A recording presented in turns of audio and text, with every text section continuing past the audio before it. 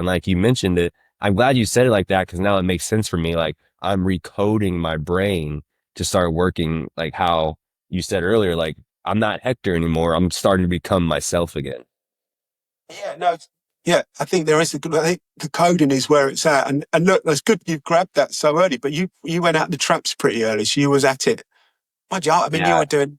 I mean, I was doing pills, but I mean, and understanding different drugs as well. This, you know, I always say, you Yeah. know, there's Once we you get were off part. here, yeah, when we hit the stop button, I'll fill you in on kind of a little bit about my experiences and my my addictions Yeah, because yeah, yeah, they're yeah. pretty right there next to yours. But Okay. Oh, selfishly, yeah, okay.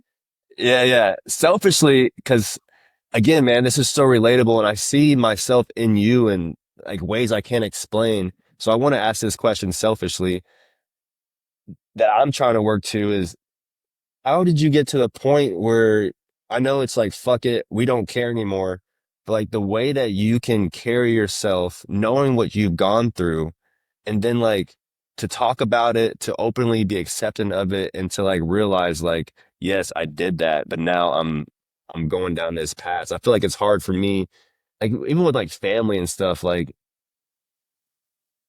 I don't know how to say it, but it's like it's hard to like accept that I went through all that phase. That was a part of my life. That's who I am. But to put it in words and to show like I'm going down a better path than the right path. Like you talk about it so confidently that like you must have like came to realization just like how did you get to that phase where you could just talk about it so comfortably and be accepting that's You who know you were? what? After but my business started falling apart, and my wife left me, and I had problems, and I had all this stuff going on.